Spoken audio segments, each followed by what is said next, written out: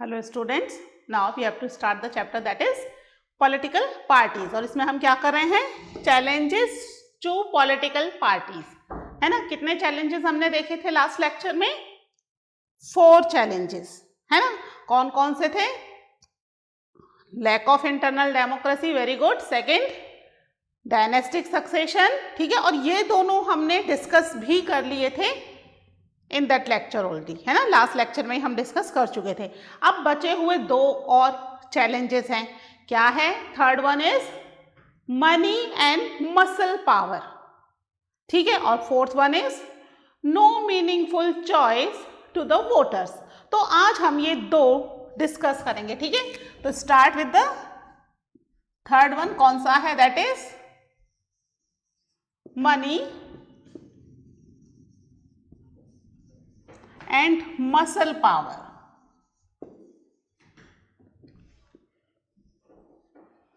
ठीक है, नाम से ही पता चल रहा है जिसके पास मनी है वो पावर में है, या फिर मसल पावर। मसल पावर मतलब ताकत है, हिम्मत है, यानी क्रिमिनल माइंडेड हम कह सकते हैं, ठीक है। मसल पावर, अब यहाँ पॉलिटिक्स में कोई पहलवानी थोड़ी करनी है जो मसल पावर चाहिए।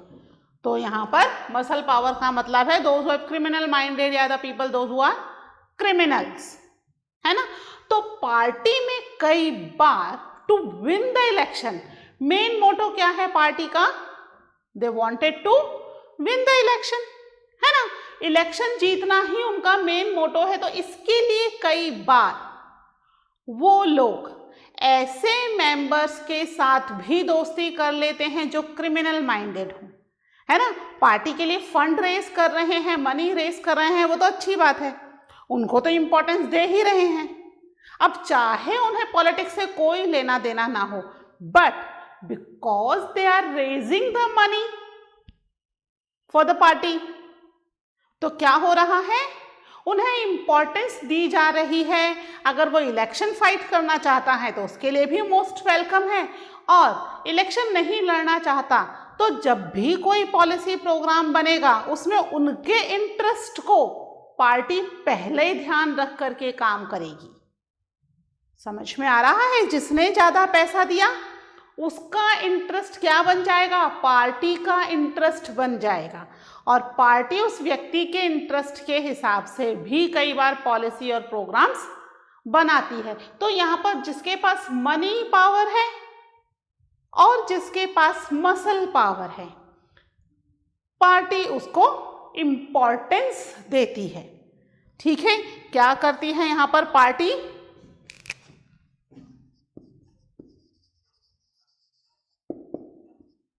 पार्टीज क्या कर रही हैं? Parties tend to be nominated the candidate. Candidate मतलब जो इलेक्शन फाइट करने के लिए जिसका नाम आगे दिया जा रहा है, that is person is candidate, ठीक है। Party tend to be nominate the candidate who have raise the money for party, ठीक है। उस पॉलिटिकल पार्टी के लिए जिसने मनी रेज की हो, कई बार उसका नाम एज अ कैंडिडेट नॉमिनेट कर दिया जाता है, ठीक है। जो मनी रेज करने में पार्टी की हेल्प कर रहा है, जो ज़्यादा से ज़्यादा मनी पार्टी को दिलवा सकता है। पैसे की ज़रूरत होती है ना, इतना ज़्यादा प्रोपोगंडा कर रहे हैं, इतनी जगह जगह इनके बार बार रैली वगैरह होती हैं या इनके भाषण होते हैं, सब चीज़ में पैसा खर्च होता है ना। भाग रहे हैं यहाँ से वहाँ, वहाँ से यहाँ, ट्रैवल कर रहे हैं, प्राइवेट जेट ले रहे हैं, प्राइवेट प्लेन ले रहे हैं, तो इतनी भागदौड़ कर रहे हैं, तो उन सब में पैसा तो खर्च होगा, है ना। तो ये पैसा जो रेज ज्यादा कर सके पार्टी के लिए, ऐसे मेंबर्स को पार्टी क्या करेगी? उन्हें कई बार नॉमिनेट करती है एज अ कैंडिडेट, और कई बार क्या करती है पार्टी? इन सम केस, ठीक है, in some cases party even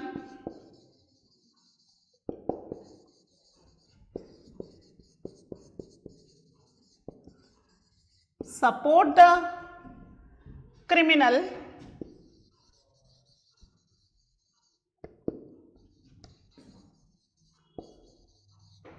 who can win the election। ठीक है, कई बार उनको भी सपोर्ट कर रही है। किसको सपोर्ट कर रही है? Support the criminal. Main party का मोटो क्या है यहाँ पर? To win the election. तो यहाँ पर जो इलेक्शन विन करने में उनकी हेल्प कर सकता है, ऐसे व्यक्ति को पार्टी क्या कर रही है? उसको कई बार पार्टी सपोर्ट करती है कि भाई अगर आप इलेक्शन विन कर सकते हो, आप इलेक्शन में जीतोगे, तो ठीक है, आप हमारी पार्टी की तरफ से खड़े हो जाओ इलेक्शन में। मेन पार्टी का मोटो क्या है? To win the election. चाहे वो मनी की मदद से हो, चाहे वो क्रिमिनल की मदद से हो, किसी की भी मदद से हो, उन्हें इलेक्शन जीतना है। इलेक्शन जीतेंगे तभी तो पावर में आएंगे, है ना? इलेक्शन नहीं जीता तो पावर में भी नहीं है। तो इलेक्शन जीतना उनके लिए एक मेन मोटो होता है। ठीक है, इस वजह से रिच पीपल, बड़ी बड़ी companies, those who donate the money to the party, वो सभी पार्टी की प्रायोरिटी बन जाते हैं when party win the election and came into the power. Power में आने के बाद वो कुछ ऐसी पॉलिसीज और प्रोग्राम्स उन्हें बनाने पड़ते हैं जो इन रिच पीपल को सपोर्ट करें, क्योंकि उन्हीं के पैसे से वो इलेक्शन जीत करके पावर में आए हैं। अंडरस्टूड? तो यहाँ पर मनी और मसल पावर भी एक बहुत ही इम्पॉर्टेंट रोल प्ले कर रही है। ठीक है, पार्टी पूरी तरीके से एक बड़ा चैलेंज है टू द पॉलिटिकल पार्टी कि भाई किस तरीके से ये सारी चीज़ें दूर रखी जाए पार्टी से। मनी, कितनी मनी रेज कर सकते हैं, कोई इसका क्राइटेरिया नहीं है ना? करोड़ों में बात चलती है, हजारों करोड़ों में बात चलती है। तो यहाँ पर ये क्राइटेरिया, या फिर हम कह सकते हैं कि क्रिमिनल्स, ठीक है, जिनके ऊपर कैसे भी केस चल रहे हों, कई बार लोग डर की वजह से इलेक्शन में इनको वोट देते हैं, दे विन द इलेक्शन। ठीक है, तो money and muscle power is also a big challenge to the political party. ठीक है, इसको नोट कर लीजिए। फिर अपना लास्ट चैलेंज बेटा है, that is no meaningful choices to the voters.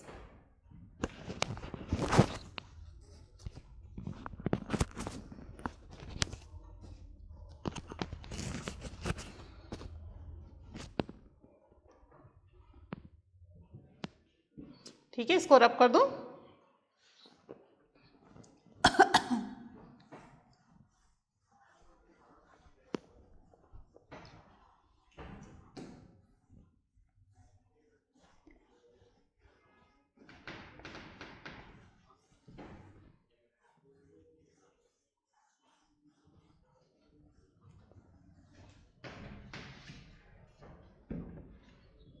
क्या है नेक्स्ट? हमारा फोर्थ चैलेंज है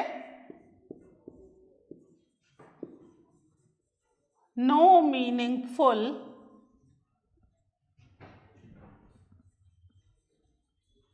चॉइस टू द वोटर्स। ठीक है, वोटर्स को कोई मीनिंगफुल चॉइस नहीं मिल रही। क्यों नहीं मिल रही भाई?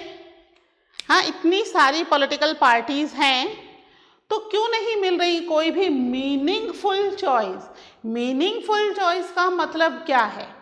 इस तरह की एजेंडाज या पॉलिसीज हों जो एक दूसरे से डिफरेंट हो। ठीक है, अधिकतर पॉलिटिकल पार्टीज के ने क्या कर लिया है कि इनके एजेंडाज या इनकी पॉलिसीज लगभग एक जैसी हैं। अब क्योंकि ये पॉलिसीज और एजेंडाज लगभग एक जैसे हैं, तो फिर वोटर कंफ्यूज है ना? वोटर नहीं समझ पा रहा है कि किसको वोट देना सही है और किसको वोट नहीं देना है। ठीक है, क्यों नहीं समझ पा रहा? क्योंकि वो डिफरेंशिएट नहीं कर पा रहा है इनकी पॉलिसीज में, है ना? सेम पॉलिसीज हैं। ये केवल इंडिया की बात नहीं कर रहे हैं हम, we are talking about all over the world, पूरे वर्ल्ड की सेम कंडीशन है।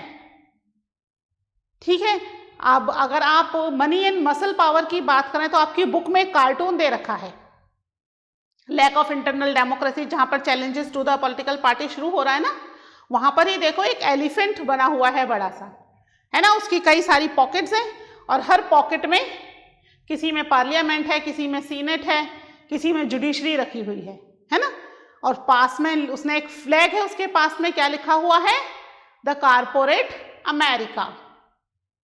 समझ में आई बात? अमेरिका जैसी एक डेमोक्रेटिक कंट्री, वो भी मनी और मसल पावर से दूर नहीं है, उस कंट्री को भी मनी और मसल पावर जैसे चैलेंजेस फेस करने पड़ते हैं, है ना। इसके अलावा एक और कार्टून दे रखा है इटली के प्रेसिडेंट का, ठीक है, वो 2008 से 2011 तक ही इटली के प्रेसिडेंट थे। इटली में 4 साल के लिए गवर्नमेंट चूज की जाती है ना, 4 साल के बाद गवर्नमेंट चेंज हो जाती है। वो इटली के प्राइम मिनिस्टर थे फ्रॉम 2008 टू 2011। एक टॉप टीवी न्यूज चैनल के हेड, बड़े बिजनेसमैन, अच्छा खासा पैसा था उनके पास, ठीक है, उनको दिखा रखा है नीचे टीवी बन रही है और वो पपेट की तरह लोगों को चला रहे हैं, just because of high position, money, है ना, उसकी वजह से ये चीजें हो रही हैं। ठीक है, दे रखे हैं दोनों कार्टून, एक बार देखना आप अपनी बुक में। एक अमेरिका का है, अमेरिका में डेमोक्रेसी है, first democratic country in the world, that is America, है ना। और इटली भी एक डेमोक्रेटिक कंट्री है, वहां पर भी क्या हो रहा है, कठपुतलियों की तरह बाकी लोगों को नचा रहे हैं प्राइम मिनिस्टर जी, है ना। तो ये जो है चीजें ये बता रही हैं कि ये चैलेंजेस केवल इंडिया में नहीं, पूरे वर्ल्ड में है। पूरे वर्ल्ड में ही वोटर्स को कोई मीनिंगफुल चॉइस नहीं मिल रही, है ना। हम कोई सी भी कंट्री के प्रेसिडेंट हो या प्राइम मिनिस्टर हो, उनके मैनिफेस्टोज उठा के देख सकते हैं कि वो इलेक्शन में क्या क्या डिमांड्स पूरी करने वाले हैं। लगभग दोनों जो भी कैंडिडेट्स खड़े हो रहे हैं, सबकी पॉलिसीज और प्रोग्राम्स एक जैसे चल रहे हैं, ठीक है, जिसकी वजह से वोटर कंफ्यूज है कि किसको वोट दूं, किसको वोट ना दूं। इवन अगर हम इंडिया की बात करें तो यहाँ इकोनॉमिक पॉलिसी पर तो लगभग पूरा ही पॉलिटिकल ग्रुप, सारी ही पॉलिटिकल पार्टीज एक मत है, ठीक है। तो ये जो चीजें हैं ये वोटर्स को कंफ्यूज कर रही हैं कि उसे क्या करना है और क्या नहीं करना है, किसको वोट देना है और किसको वोट नहीं देना है, ठीक है। और ये कुछ टाइम से हुआ है, पहले काफी चीजें डिफरेंट होती थी, अलग अलग तरह की पॉलिसीज और प्रोग्राम्स होती थी पॉलिटिकल पार्टीज की। कुछ सालों से ये चीजें क्या हो रही हैं, एकदम सेम हो रही हैं, इनके आइडियोलॉजिकल डिफरेंसेस बिल्कुल ही खत्म हो गए हैं। क्या हुआ है in recent year,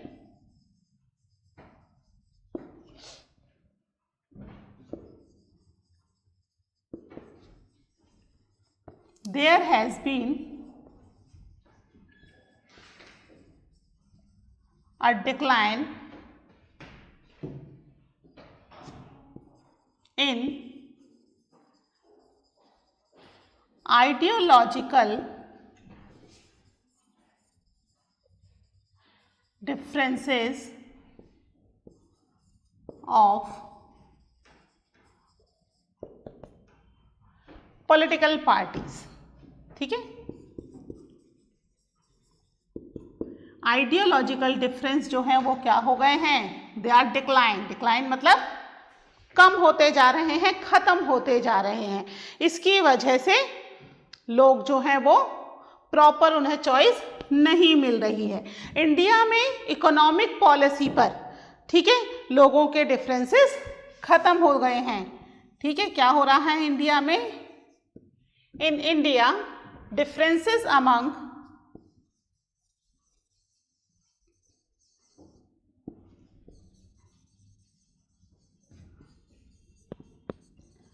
all political parties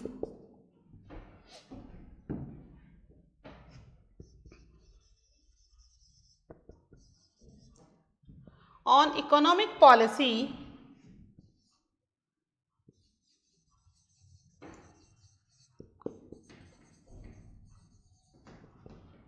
has reduced. ठीक है, आपस में इकोनॉमिक पॉलिसी के ऊपर उनके जो भी डिफरेंसेस हैं वो धीरे धीरे खत्म होते जा रहे हैं, यानी सभी ये लगभग एक जैसी इकोनॉमिक पॉलिसीज बना रहे हैं। बस इनके इम्प्लीमेंटेशन का तरीका थोड़ा बहुत चेंज है ना, बिल्कुल एक जैसा नहीं है, इम्प्लीमेंटेशन का तरीका थोड़ा चेंज है। ठीक है, अगर हम बात करें ब्रिटेन की तो वहां पर भी 2 मेजर पार्टीज हैं। उन मेजर पार्टीज का भी अगर हम देखें कि क्या मैनिफेस्टो है, क्या उनके जो पॉलिसीज और प्रोग्राम्स हैं, वो भी हम देखेंगे कि लगभग एक जैसी हैं। कोई सी भी पार्टी इलेक्शन विन करे, फाइनली जाकर के वो सेम पॉलिसीज ही कंट्री में इम्प्लीमेंट होंगी, है ना, बस इम्प्लीमेंट का तरीका बदल जाएगा। This is not about one or the another country, it is about the all over the world, जहां जहां भी डेमोक्रेसी है। और अगर हम ये चैलेंजेस की बात करें तो ये चैलेंजेस भी पूरे वर्ल्ड में ही हैं। ऐसा नहीं है कि चैलेंजेस केवल इंडिया में हैं, no, it's exist in all over the world. इसके अलावा पार्टी के मेंबर्स बार बार पार्टी चेंज करते रहते हैं। अभी हमने उसको इस पार्टी में वोट दिया था, ना वो अब दूसरी पार्टी में स्विच हो गए। ठीक है, तो ये बार बार पार्टी चेंज करते रहते हैं, जिसकी वजह से भी वोटर कंफ्यूज है कि भाई ये मेंबर किस पार्टी का है।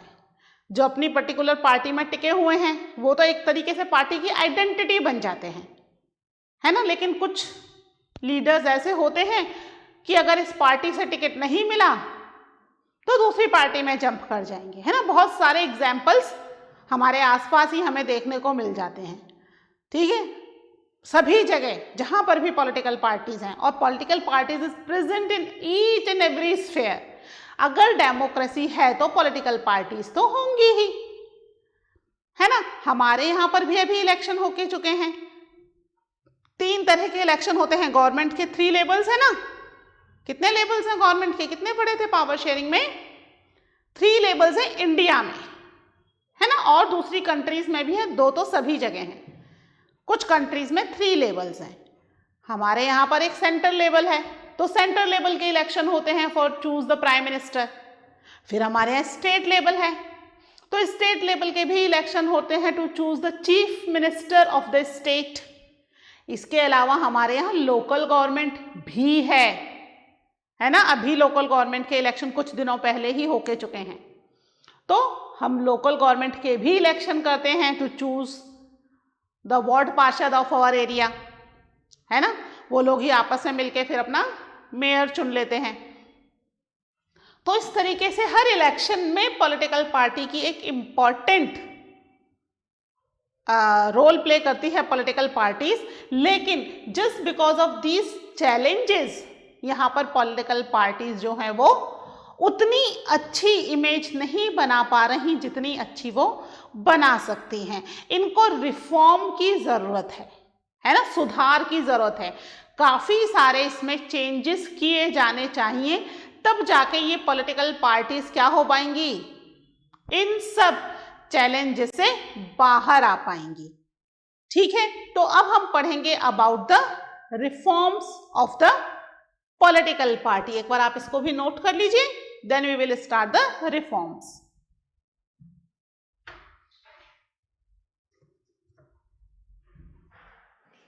ठीक है, इसको रब कर दो ना।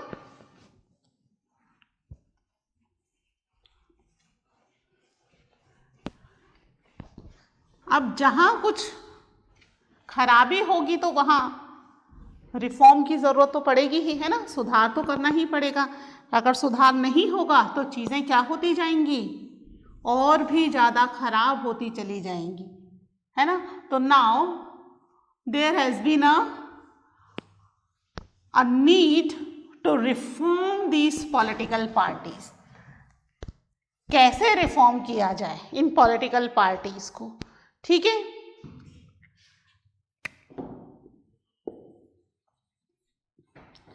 हाउ कैन पार्टीज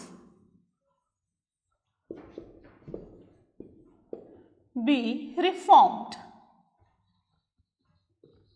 ठीक है, ये पार्टीज कैसे रिफॉर्म की जा सकती हैं, किस तरीके से इनमें सुधार किए जा सकते हैं। ये सुधार होने बहुत ज़रूरी हैं just because of these challenges, है ना। ये तो कुछ चैलेंजेस हमने पढ़े हैं, इसके अलावा भी बहुत सारी चीज़ें ऐसी हैं जो कि पार्टी को उस लेवल पर नहीं राइज होने दे रही जिस लेवल पर ये पार्टीज आ सकती हैं। ठीक है, तो पार्टीज में चेंजेस कराना या चेंजेस होना बहुत ज़रूरी है।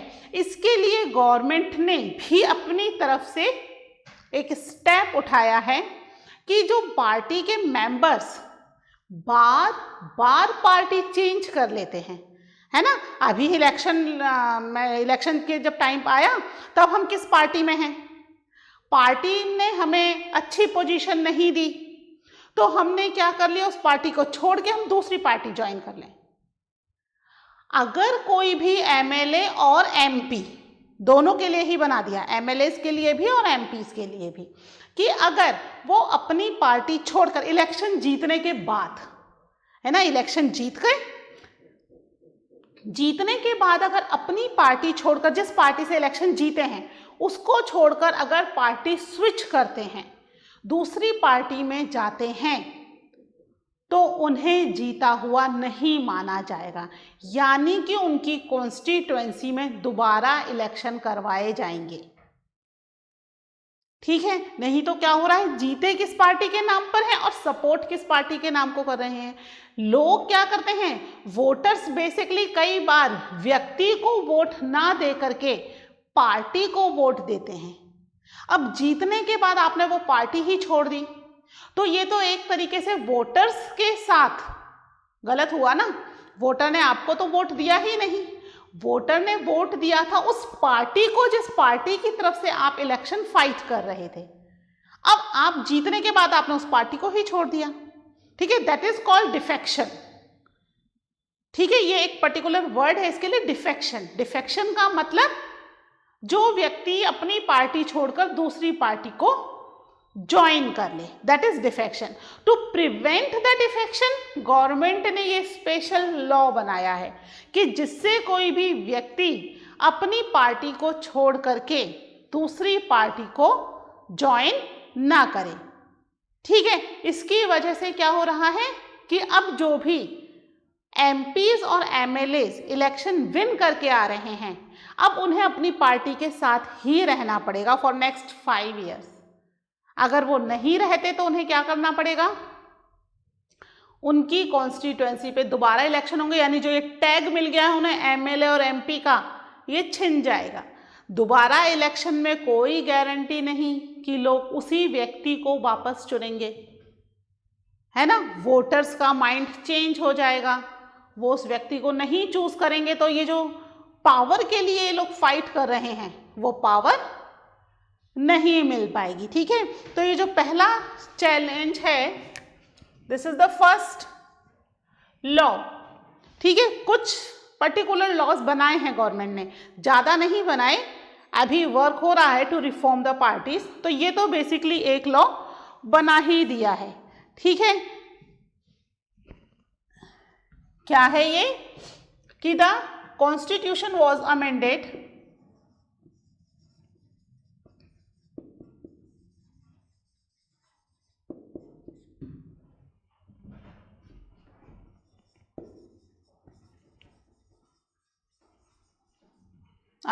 to prevent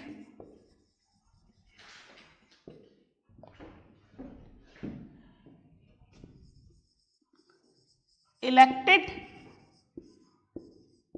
MLAs और MPs। ठीक है, इलेक्टेड MLAs और MPs फ्रॉम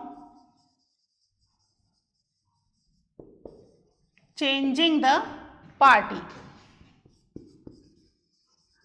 ठीक है, पार्टी चेंज करने से उन्हें प्रिवेंट किया जा रहा है, उन्हें रोका जा रहा है। अगर वो पार्टी चेंज कर लेते हैं तो क्या हो जाएगा, now the law says, law बना दिया गया इसमें,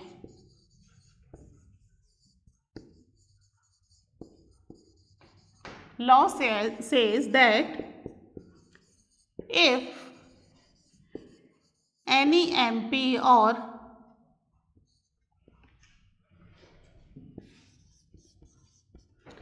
MLA change the party after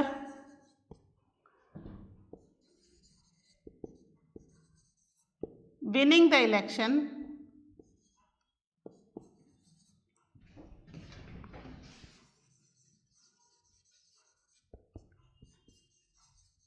then क्या होगा, अब वहां पर दोबारा से इलेक्शन किए जाएंगे। देन ही और शी, ये ही और शी किसके लिए है, फॉर द MP और MLA, ठीक है। तो ही और शी विल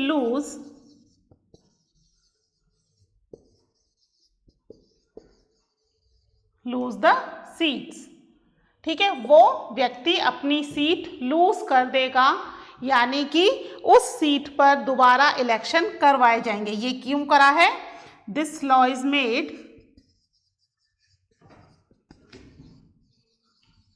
टू प्रिवेंट